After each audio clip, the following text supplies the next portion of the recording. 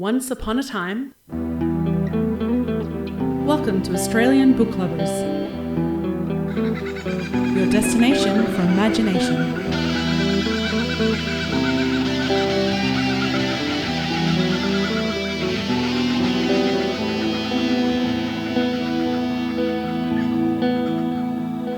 Australian Book Lovers acknowledges First Nations peoples and recognises their continuous connection to country, community and to culture. We pay our respects to elders past, present and emerging, and honour the sharing of traditional stories passed down through generations. We're committed to a safe and inclusive welcome for authors and readers of all cultures and backgrounds, including people of LGBTQIA+ communities and their families. At ABL, our mission is not only about celebrating and sharing fabulous Australian and Indigenous authored books of all genres with readers around the globe, but it's also about finding fantastic resources and information for authors looking to write their own book or two or three. And what better resource than getting into the writer's room of some of those authors and asking them to share their experiences? And this is episode 139. I'm Laurie Bell, science fiction and fantasy author, short story author, blogger, flash fiction writer, and your co-host, coming to you today from Wurundjeri Woiwurrung country. Fantastic, and thank you, Laurie. I am Veronica Strachan, aka V.E. Patton, picture book, memoir, speculative fiction author and founder, co-host for this evening. And I'm a bit excited because we're diving into the worlds of Deborah Pike and Ann Dombroski, authors who, although they write in different genres, you could say, or across genres, describe their work as literary fiction. Both work or have worked as teachers, and that's just to name some of the common ground. So lots to explore. Now, Yes. are you both in New South Wales? That is the other thing that I meant to ask you before we started to record. Are Yeah, you both, both I'm New in South Sydney. Wales. Yeah, there you go. So even more. Yes, in the Central Coast in Darkinjung country. Yeah. Beautiful. All right. Who are your traditional owners, Anne, up that way? In Sydney, Yes. it's Jarrawarrung. Excellent. I'm down here on Woiwurrung country, as is Laurie, which covers a fair swathe of Victoria, part of the Kulin Nation. So fantastic. Excellent. Let's start with, if we could, I'm going to begin with some bios so that people know a little bit about who they're talking to. All right, Deborah Pike, let's have a look at your bio. So Deborah's debut novel, The Players, excuse me, was released in by Fremantle Press in 2024. She was born in Zimbabwe, moved to Hong Kong as a child and grew up in Perth. She has a PhD from the University of Sydney and now teaches literature at Notre Dame in Sydney. She is a winner of an Australian Government Award for University Teaching. She's travelled wildly. I don't know whether it's been wild, definitely Deborah, or just Wildly. Wildly and widely. Yeah. Excellent. All right. And living in Paris for several years, where she held positions at Shakespeare and Company Bookstore, the OECD, which is one of my favourite organisations for great research for a lot of my academic papers, the University of Paris, the 7th, and the Paris Institute of Political Studies. She's also the author of an academic monograph on the subversive art of Zelda Fitzgerald, which made me then go and look up the art of Zelda Fitzgerald when I read that. So welcome, Deborah. Thank you so much. It's really lovely to be here. Excellent. All right. Before we jump into a little bit more chat, let me tell you about Anne. So Ann Dombroski was born in Wollongong. She's worked as a teacher of English as a foreign language and as a teacher trained in Australia and overseas. See, even more things in common. So Anne's prize-winning short fiction has appeared in literary journals and anthologies. She was the recipient of a Varuna Fellowship and an Australia Council grant. I don't know, the Varuna Fellowship is a very sought after and very popular by everybody that goes. Now, Anne lives in Sydney's inner west with her partner and has one son. Welcome, Anne. Well, thank you very much. Thank you for inviting me on the program. Excellent. I wish we could do this every week. I was saying to Laurie, we have so many fabulous writers to chat to, but thank you very much, both of you, for freeing up some time for us on what is down in Melbourne, a bit of a chilly evening. Okay. let me start before we do your blurbs. I'm going to ask you, what were your favourite books as a child? Because that's always a good one to get you started. Deborah, let's begin with you. Oh, I read so many books. It's a really hard question to answer. I did become obsessed with Snugglepot and Cuddle Pie when One I of was my about faves. 7. Love that. Yes, yes. Yeah, so yeah, there was quite a lot of fascination and pathos that those gum nut dramas were quite Yes, absorbing for my yes. 7-year-old self. So yeah. As when I began planting for my first house, my first garden, I made sure I put Banksias in, even though the big bad Banksia men were, the villains in the story. And I Yeah. used to think that if I could only understand the scribbly writing that was left on the gum trees, I would have been fantastic. Yeah. What about you, Anne? Favourite stories as a child? Well, as you know, I said Snugglepot and Cuddle Pie as well. Yes, that's right. And Blinkyville as well. Ah, Oh, My wonderful. parents were very much into Australian books. And so generally I got, for Christmas and so on, books that were written by Australian authors, had Australian themes. So yeah, definitely. But I did like Winnie the Pooh as well. Oh, yes. Absolutely. And I loved Beatrix Potter when I had my son. I didn't really Yes. know her work before. And then I think in lots of ways she writes for adults as well as for children. Yes. Yeah, I think adults probably get more out of her Yeah, stories. Yeah. yeah. It was interesting. We were chatting to some children's picture book writers, and this people do get more from reading picture books. There is as much entertainment and education in the reader as well as the child to whom you're reading, which is fantastic. Yeah, that was a lovely chat. All right, Laurie, you get the first serious question.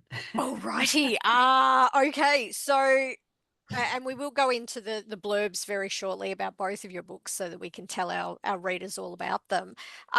But what inspired you both? And I'll start with you, Deborah. What inspired you to write your novel, The Players? Well, the short answer is that I had a vision all of a sudden on a plane flight. I was traveling, I think, to Amsterdam, and I just had a vision of all these characters coming together, diverse set of young people rehearsing a play in the Australian bush.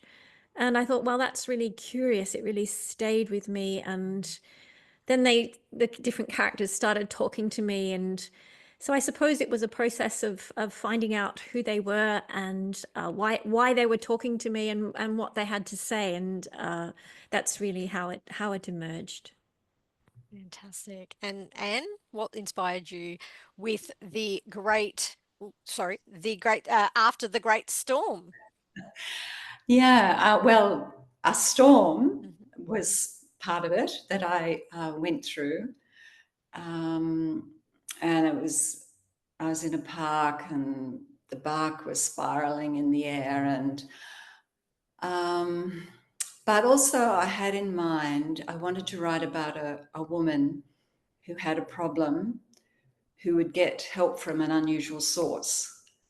And I also was very interested in moving slightly askew, so it wasn't realism. And in the manner of, say, Murakami or Never Let Me Go, that kind of book where it's not quite real. So I think that's how it came to be set in the future. It's only 50 years in the future, so it's not really weird, but it's not quite as the city as we know it now. Yep. Yep. That's all I started with when I set off. And I just followed this character and yeah. It sounds as though both of you listened to the muse and just let it take you where it would. Yes. Mm. So let's go into the blurb very quickly so that people know what we're talking about with these amazing books that we've got in front of us. So I will start with Anne's book. So After the Great Storm. 40-year-old Alice Katzmarek, is it? Kashmarek, yeah. Kashmarek, has lost so much. She wants a baby, but her husband Daniel is serving a life sentence, accused of orchestrating an accident on Sydney's new transport system. When T, the subject of medical experimentation, crawls up the front steps of her house, Alice learns of a strange connection between T and Daniel.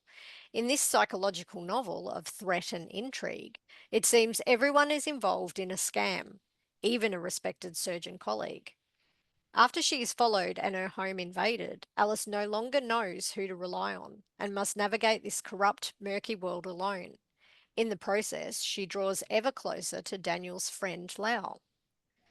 After a Great Storm is a novel imbued with both darkness and light, sadness and joy. Its characters refuse to give up on love regardless of the cost. Ultimately, it asks an urgent question for our times. When corruption becomes endemic, how can we save our own moral code? Ooh.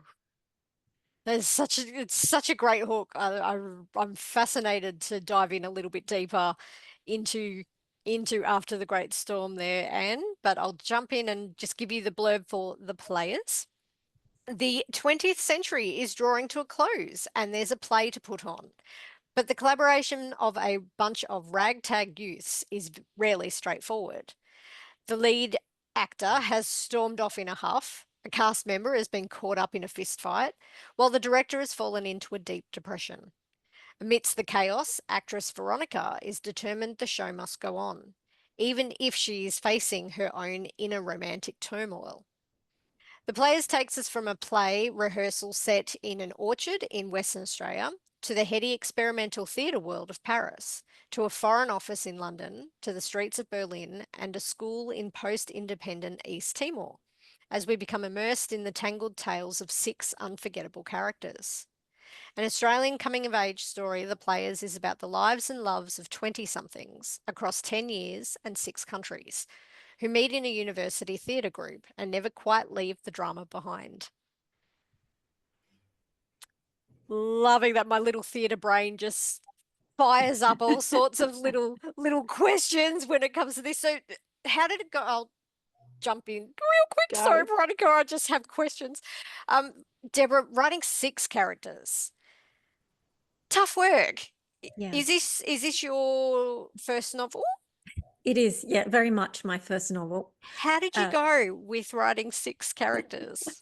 There are actually 8, but I try and hide the fact that there are 8, and just I think 6 is more manageable to express. How did I go? Well, I loved it. It was a lot of work, but they each had quite a strong sense of themselves. So I traveled with them, and they all came together really. It was a case of just listening to them at different points as they came in and out of the narrative. So I suppose I look at the story a bit like with the different narrators, each narrator hands on the baton to the next. And so the story moves temporally forward all the time, but we're constantly seeing it from different characters' perspectives as it unfurls. So yeah, it was a big job, but that's what I did. So I think next time maybe just one point of view. I don't know. Yeah. Sometimes it's good as a debut author where people don't say to you, you shouldn't do that. You feel, oh, that's just what I've done. So that's probably wise. Oh, look, I've probably did everything I probably shouldn't do in the novel. So, but I did it anyway. So Good. I think that's the best way to learn. It's like, just do it anyway. Just do it anyway. Well, yes, I'm very much an experiential learner. So, and Anne, how did Alice's journey come to you? Well, once I knew that her husband was in prison, once I figured out that that was the problem that she had, I'll go back to the storm. As I said, it happened that I was walking through the park like that, and I saw these black clothes between the goalposts in the field below, in the football field below, and there was just sort of a strange image that stayed with me, and then I knew that was going to be in it. and it's part of the stranger that comes to visit. I stayed with Alice all the time. I had a single point of view. She meets a lot of characters. I probably had too many characters in the book. I just love minor characters.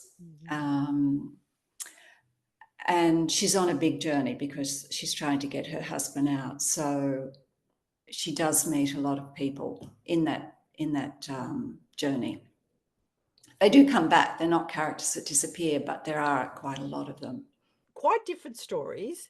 And there is sometimes advice that you can write for an audience or just write for yourself. Can I ask you, Anne, how do you feel about that? Do you write for yourself, or, with a little bit of, experience behind you, do you write for an audience or a combination? It's probably a combination. I write something that I would like to read. I think that's great. Yeah. So I like a bit of suspense. I like a lot of mystery. I like a bit of romance. I like all those elements. That's how it came together, with wanting those things in it. And a strong woman who, she's different from me. She's very logical. She's medically minded. She's very determined, very persistent. And her love for her husband kind of blinds her to some things as well. Her loyalty to him. I'm interested in that idea about people and characters, that a character quality that they have, which is generally positive, can actually be a negative trait as well. And that's how I feel with this one, that she's loyal to a fault. And I think everyone, characters are flawed and humans are flawed too. So, yeah. It certainly makes for more interesting reading when people are not a stereotype, when they're not particularly perfect, when they do have those flaws. I love to read the flawed characters. Yeah. Sure. Yeah. Deborah, your thoughts on writing to an audience, or when you sat down to listen to all of those voices in your mind, what were you thinking?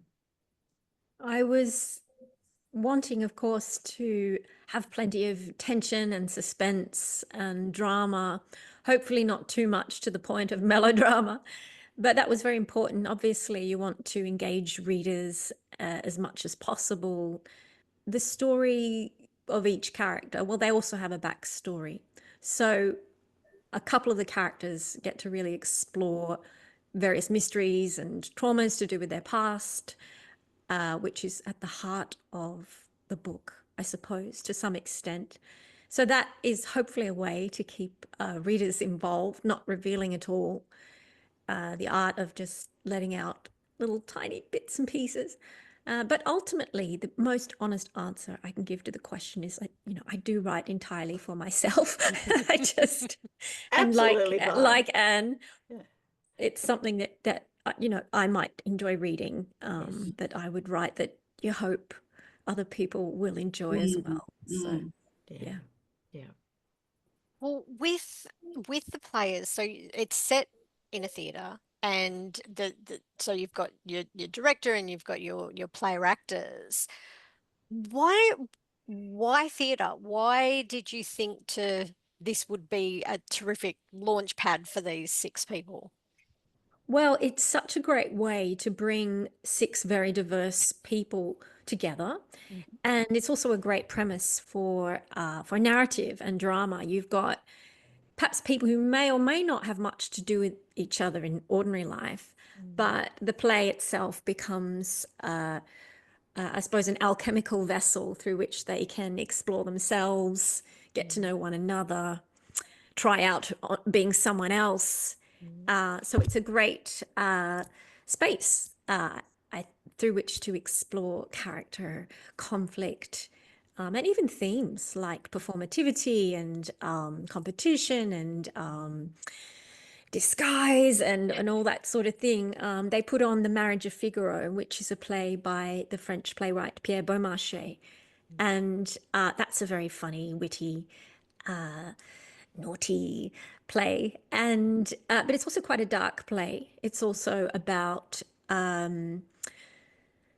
rising up against one's oppressor, and it explores class and gender roles, and so some of the themes of that play filter down into the lives of the characters, into the dramas that they play out. So to some extent, the characters in the players are typecast in the play, so they play characters they're a bit like them.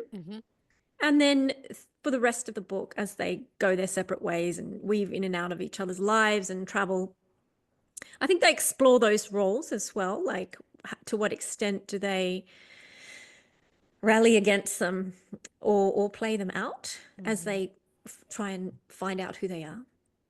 That's fantastic. And of course, players can be very dramatic at the best of times, let alone outside of stage, off stage, so to speak. That's right. It can mean a lot. It can be extremely important, this thing that they're doing, which is lovely, because when we consider, all the things we have to do in life, the endless list of obligations, I wanted to create a space that was otherworldly and a bit romantic, and where the play is the thing. And that's, the orchard was a lovely setting to put them in for that. So fantastic. And with After the Storm, so the storm is very much your kicking off point, your catalyst, and it also sets the mood and really brings in that allows that sort of that thriller strangeness off that just something wrong vibe.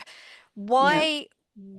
I know you mentioned that your initial idea for the book came from the storm, but what made you think to actually set the entire sort of futuristic space of the story after this storm, and what that, in a speculative fiction sort of point of view, so you're in the future, things are just a little bit off. What is the storm to the climate change aspect of your novel? Yeah, I guess having witnessed that storm and been at the mercy of it, I put my character Alice through that same feeling. And I was, like everyone, thinking about the future with climate change. And so it was a natural fit to have that 50 years in advance. And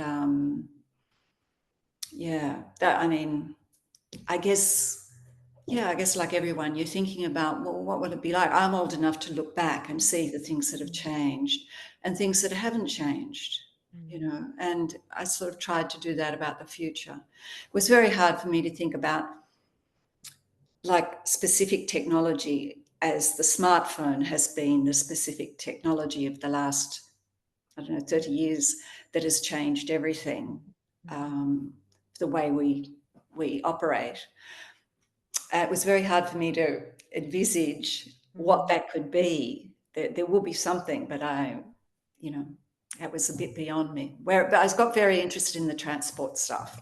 Yeah, really interesting idea, particularly with Sydney, because of course Sydney is so, well, transport's not the best at the best of times, even right now. So a future transport would be very interesting to imagine. Yeah, that's right. And I had a lot of fun with that. Yeah. I did a lot of research too, just to see what was going on in other countries. And I found out some very interesting things. So it just enters into the narrative. I don't explain anything. People have just got to work it out. Just hop on the slider with me, with the character, and off we go. I don't need to explain it. Yeah. Love it. Yeah. Messages in your work, Anne. I know that in some of the responses that you sent back to us, you said it kind of emerged that there were some themes that came through from telling the story. Do you want to share that with us a little? Well, one theme that kept coming through was corruption. And at every level and every turn, Alice encountered some form of corruption, small or large, and just all these scams. And I don't know why that was. I didn't set out to write a book about corruption, and I certainly didn't set out with a theme in mind. I mean, a theme emerges from what you're writing. As I say, I didn't set out to write anything in particular. I was just following this character, and I knew no more than Alice did at any time. And a character that, you know, you think is trustworthy and Alice thinks is trustworthy isn't. And we find that out together, the character and I was never ahead of her. That's brilliant. So I was just with her. Of course, after the first draft, I had to go back and rework a lot and bring this character earlier in because they became more important later. I didn't realise that when I first wrote it. So the first draft is quite different to the very final draft. Yeah. But that was the initial process. It's a lot of fun doing it that way, but it's harder, I think, than the people who have a plot ready Yes. and they just, to a certain extent, fill in the dots. Yeah, So, I'm absolute pantser, so I'm with you there. What about you, Same. Deborah? Was there much planning in your writing that first draft, or did it all kind of just pour out? I loved hearing that, Anne, because Very if reassuring. that Yep. level of elusiveness is so irresistible, and when it comes to reading it, obviously the reader will also go on the same journey of finding out. I planned certain elements of the novel, but I think a novel such as mine can only be the result of what various forms of undisciplined wildness, bad behavior, endless sorts of wanting to go down different pathways. So no, I had a sense of the overall shape of these really different people coming together and then spinning out. So I could see this sort of shape of it, and I knew how I wanted it to end. I just didn't know the little bits and pieces along the way. I knew a little bit about their pasts. But I found out who they were, and they impressed me with their courage and bravery and boldness, and also they also broke my heart as terrible things happened to them, and so yeah, it was quite a surprising journey, the first couple of drafts. And then, like Anne, you go back and you know what's going to happen to them, so you might sort of reshuffle the arc a bit, or have it a bit sharper or a bit more shape, or think about when you're going to reveal certain things a bit more carefully. So no, I was in the dark for a lot of the journey, but I mean, that's the real pleasure, the mystery of finding out who these characters are. You found that, Anne, that I mean, otherwise, if you know it, it'd be quite boring to write, I imagine, wouldn't it? Wouldn't be, the pleasure would be gone if we knew where the character was you going. know what's going to happen to them all. Yeah, I know. Yeah. Well, And I as you really both didn't know the ending until, sorry, I No, really no, didn't go. know the ending till it happened, because Alice had to make those decisions, and there was different ways it could have ended, and I had to run with what she did.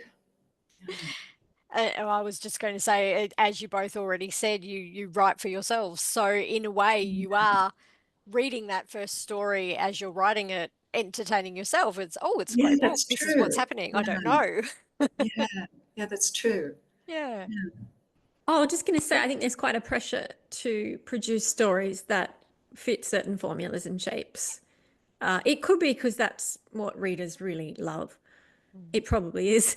But I think that it can be very limiting in terms of how we read, what we read, how we imagine, what the possibilities of narrative are.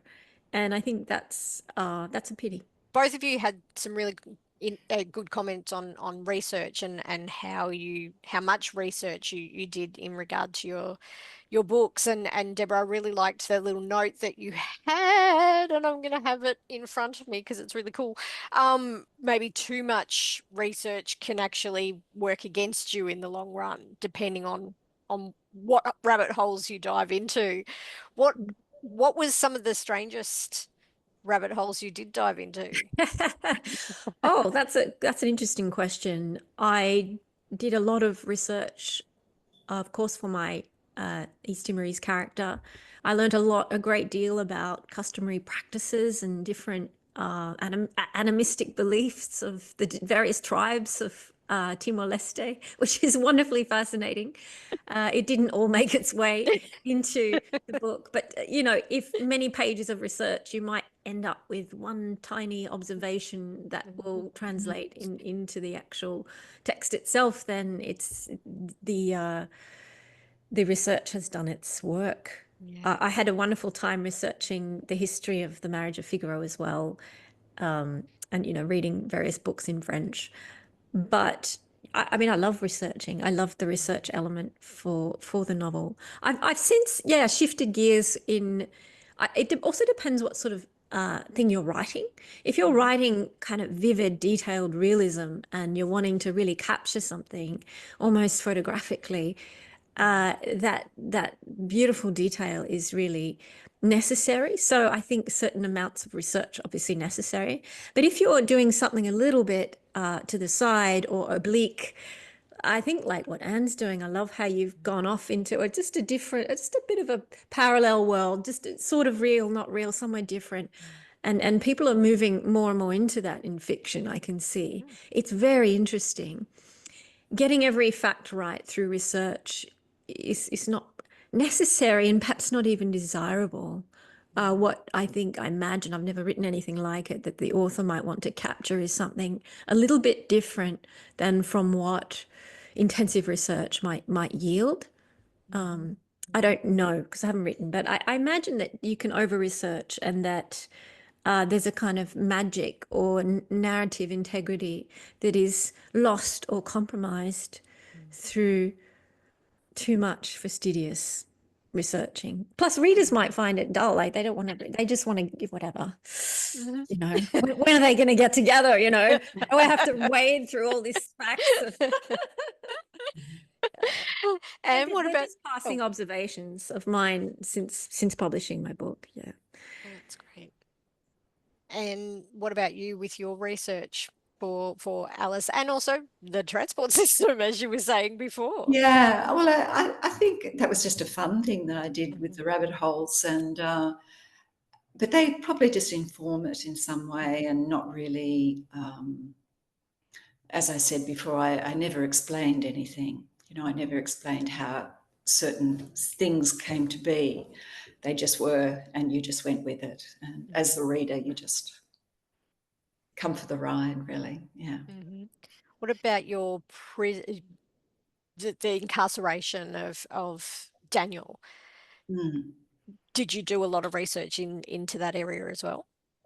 Yeah, I did. And I was particularly concerned about privately owned prisons.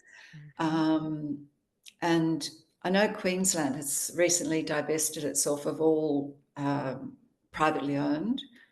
They're all under government control. And I think that's, we should start looking at childcare centres soon. But privately owned prisons, I think, have a different, not under the auspices of the government, and the accountability is not there, and that becomes very evident in the book.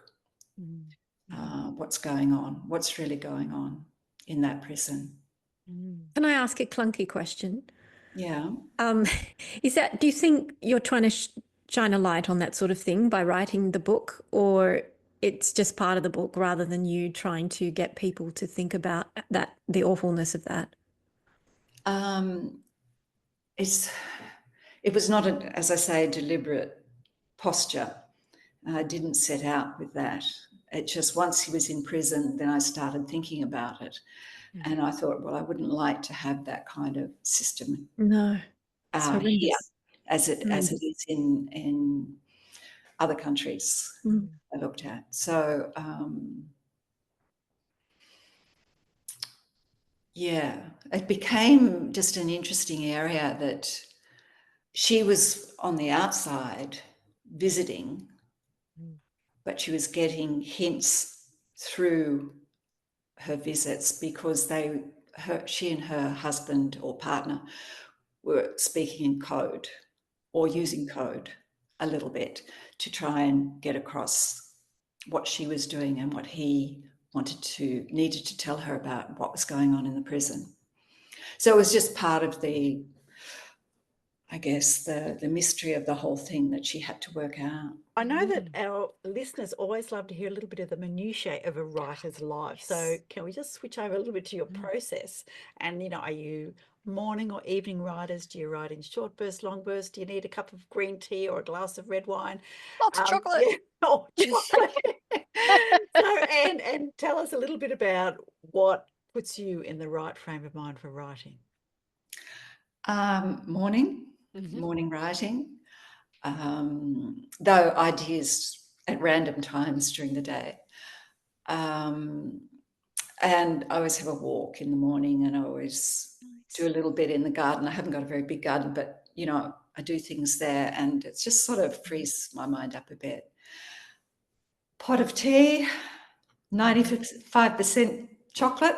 Yes. And I'm away. That's all. Excellent. That's how I set up. Very good. Fantastic.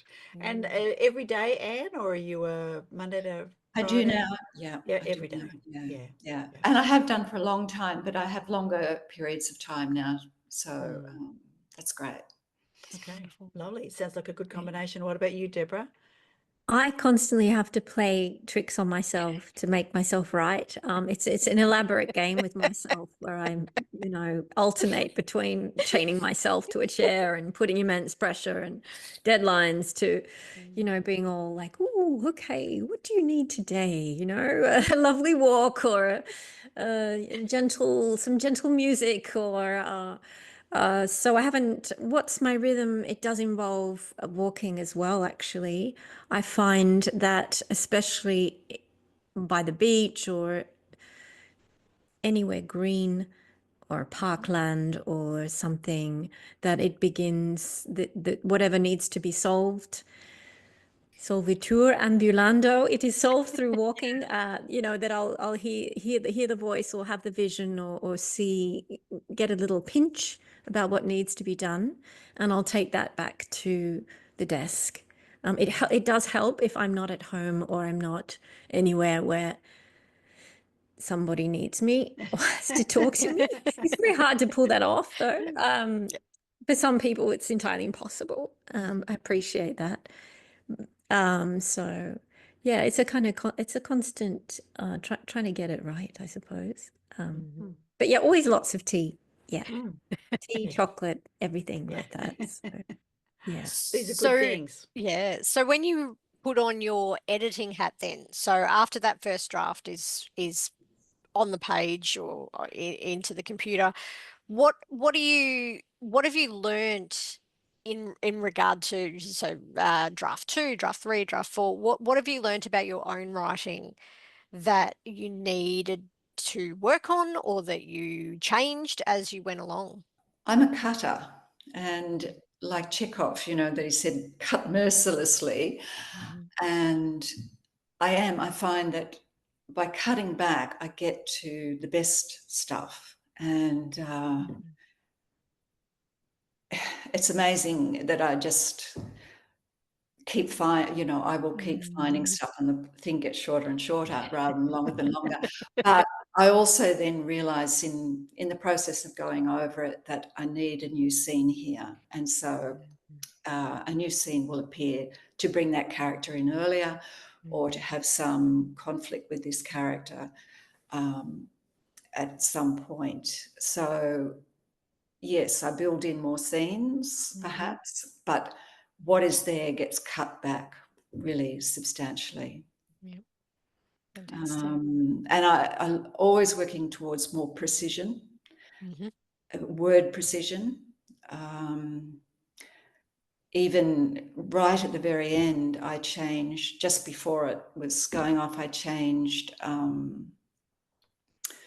had about the clouds because the storm was brewing and the dark clouds. And I thought, well, what kind of cloud? And then I thought, well, it'd be a shelf cloud, which is the most ominous looking cloud.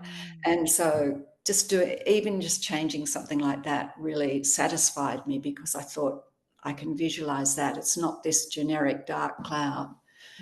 So I'm always trying to be more precise, and I find that's, as I said, satisfying. Yeah. That's great. And Deborah?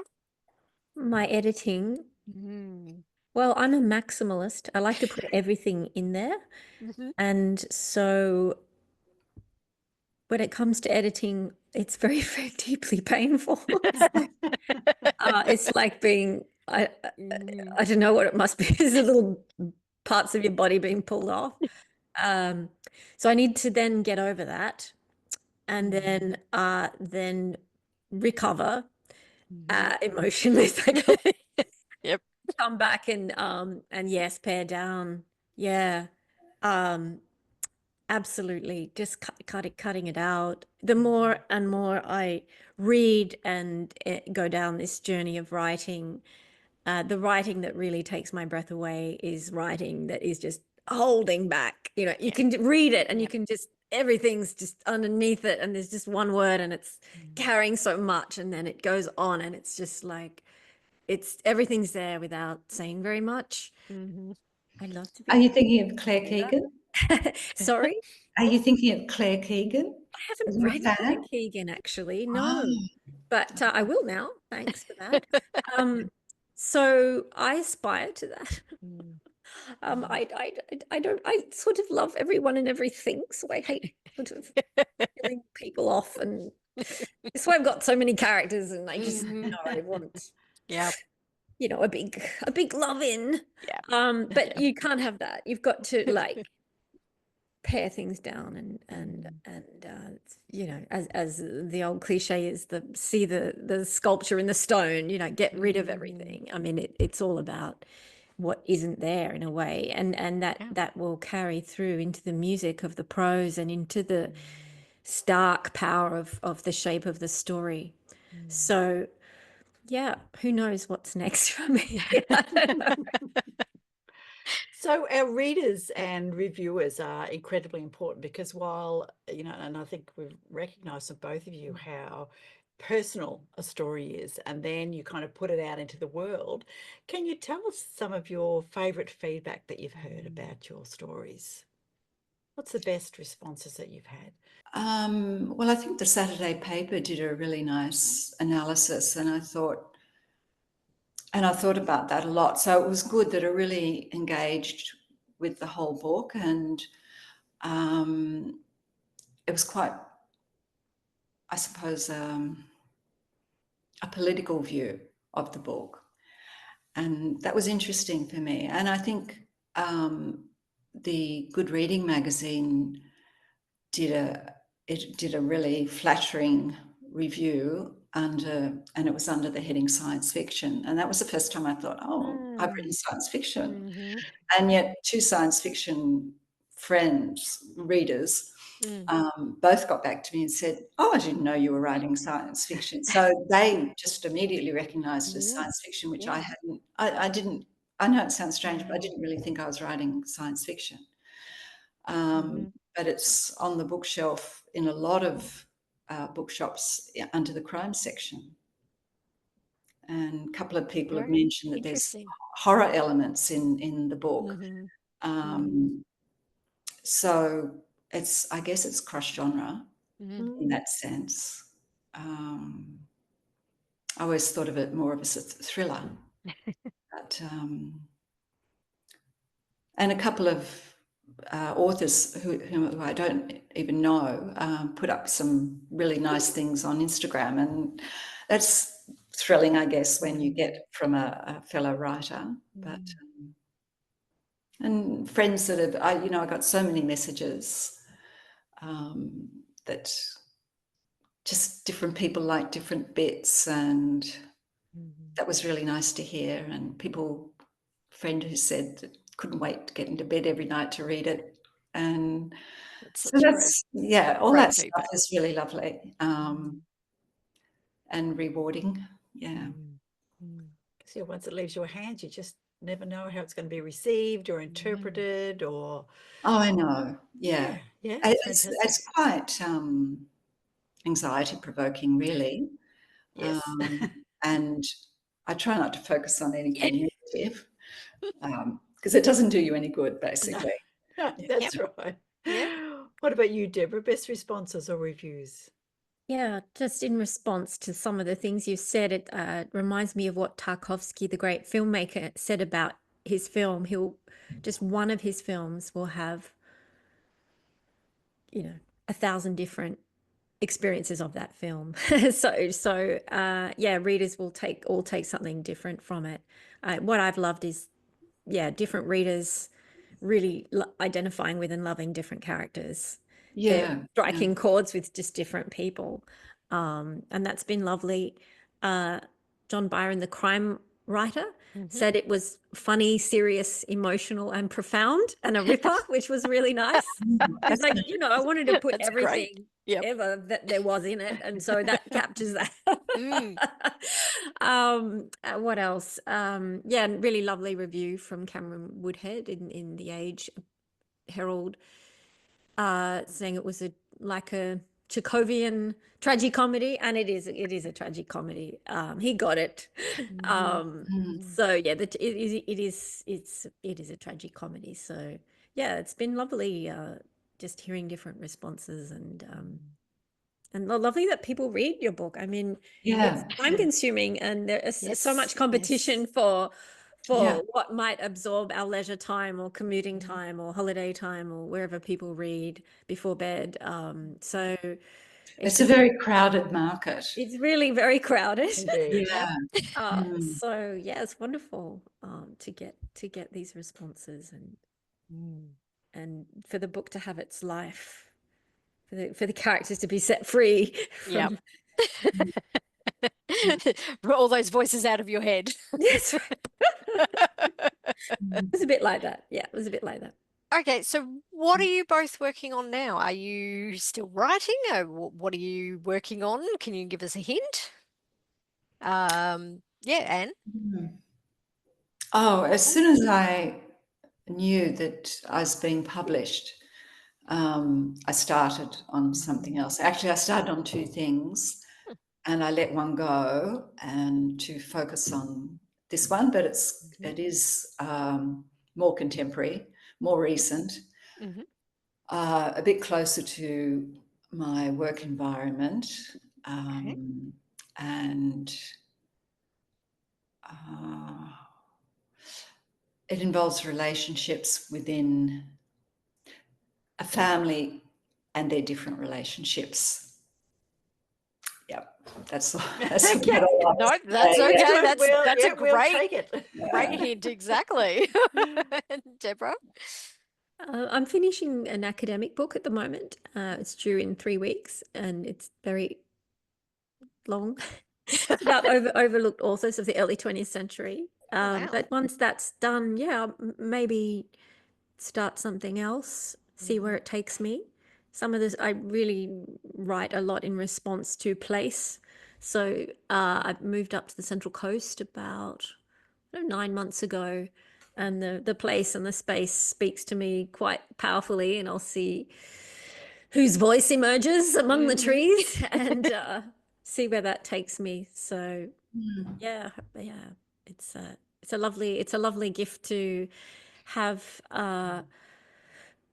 the world of writing, I think. If everyone's a writer here, aren't they? Yeah. So I think Virginia Woolf said she had two lives, the fiction and the one she actually lived. And so I think it's amazing to inhabit. You live quite intensely when you have a fictional world or a literary life. Sometimes they seem like they're in conflict, or like, the real part of you is amoral, and then all the morality goes into the fiction. And sometimes the other way around. And then anyway, I don't know how to analyze it, And but sometimes your family doesn't appreciate necessarily the the separation or the blurring of those lines. But absolutely not. they, No. our families can be helpful. Can I ask you just about teaching and teaching of students? Yes. Deborah, you're currently lecturing, and Sydney, you've lectured in Paris as well. The young people today, and I can say that with the colour of my hair, the young people today. Do you have to sell literature and writing? Laurie brought up a couple of reports come out in Australia and the UK that very young people are losing that kind of drive to read, and that reading rates are going down. How is it at a university level, and do you find that you need to really sell reading and writing? I've definitely noticed there's a decline in the length of what is consumed and read, definitely, even quite remarkably in the last few years. That said, I've actually got quite a lot of book talk types in my class who are really into the classics and who love reading. I've got lots of romantasy fans in my course. Not that I teach that to their disappointment, but so I've got some students really into literature, which is wonderful. But probably on average, it is something that I find myself needing to sell. I think students are engaging with complex forms of narrative, whether it is through games or whatever they're streaming or watching. And I think literature has been compromised. The kind of reading has been compromised in that. I don't know. I would love to save it and bring it back. Maybe it's making a comeback. People who research these things might know more. And do you have any observations on that? Not really. I think Amanda Laurie was talking about that, and she said, well, we're in a visual age.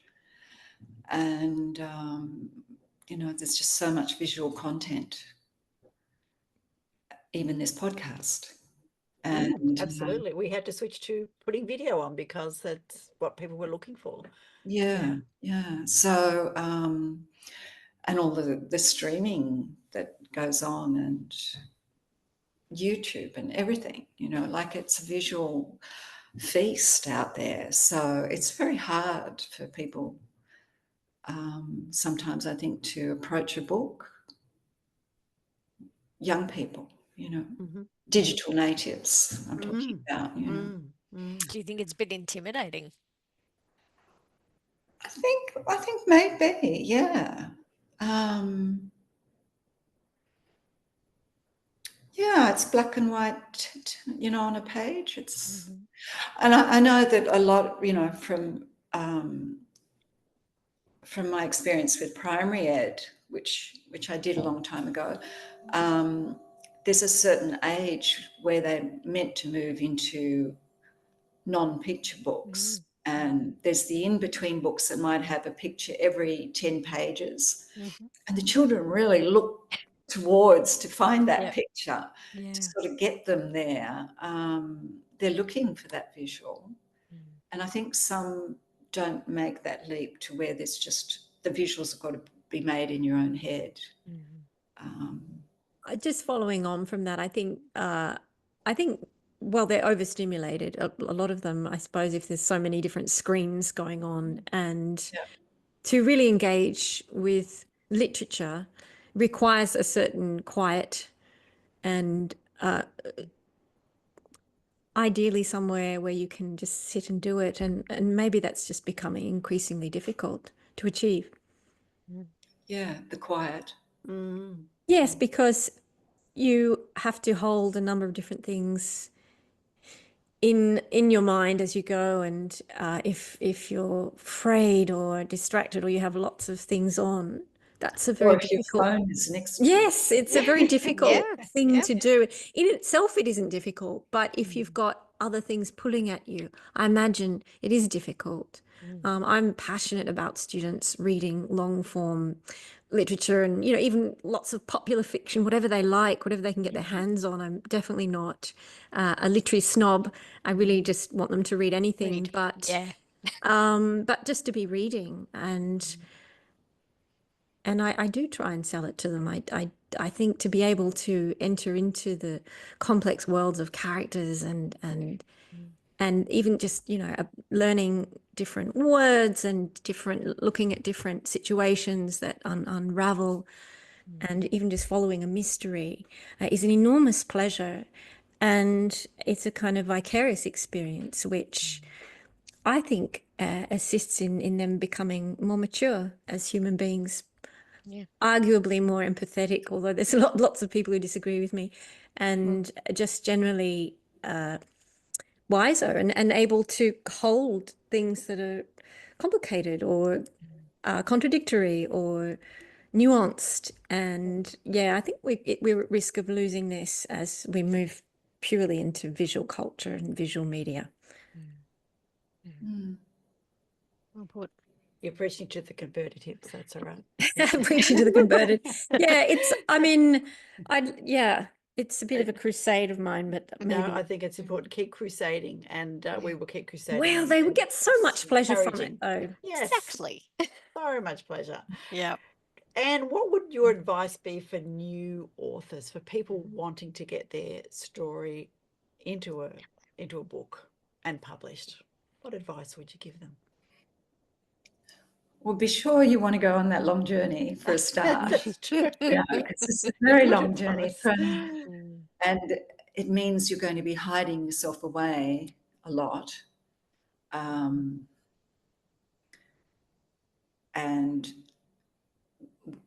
whether you tell people you're writing or not, they're going to wonder why you're not, out there with them or whatever. So you've got to be really sure that this is what you want to do. And then you can throw yourself wholeheartedly into it. Yeah, but be sure, because it's a long process and not just getting it written, but then getting it published and all that. And marketing. We'll just mention the M word, I'm sure. We'll just pop that at the end, but we won't go into that. It's good advice, Anne. What about you, Deborah? Obviously to read, but to read with an eye for craft and just practice. It's like anything. The more you do it, the better you get. If you're dedicated, if you're committed to doing it, it requires enormous perseverance and staying power. Yeah, and an ability to be observant, be a good listener, and to feel the music of language or the shape of storytelling or the kind of lust for adventure that is then transposed into a story. All these things help. Also good advice. Thank you. Advice. Laurie, one more question. Well, I was just going to say, so Deborah, where can we find you online for those that are out there wanting to find out more about your books? I'm just at deborahpike.com. And Anne, are you online at all? I'm on Instagram. So you'll find my name, and it's Ann.Dom, number 3. Yeah. Fantastic. I'm on Instagram too, so. Thank you to Ann Dombroski, author of After the Great Storm, and to Deborah Pike, author of The Players, for sharing. You're from Sydney. You both write literary fiction. You both like snuggle pot and cuddle pie. There's a lot of tea and chocolate involved. Many, many things in common. So thanks very much for having the time to spend with us tonight. And if you could help us with our tagline, which is to remember to read more Aussie books. Books. Thanks so much, Veronica and Laurie, and it's a lovely evening. Thank you. Excellent. Yeah, thank you very much for inviting me on, and I look forward to reading your book, Deborah. Yeah, I can't wait to read yours. And is it signed anywhere? Get yourself a copy of Anne's book. Thanks, everybody, and good night and goodbye for now. Thanks so much. Thank you very much. Bye It was for great. now. Australian Book Lovers acknowledges First Nations peoples and recognises their continuous connection to country, community and to culture. We pay our respects to elders past, present and emerging, and honour the sharing of traditional stories passed down through generations.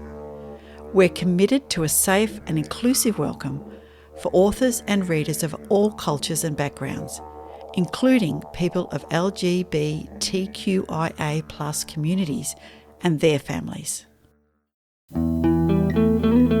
Let's meet again, where magic happens.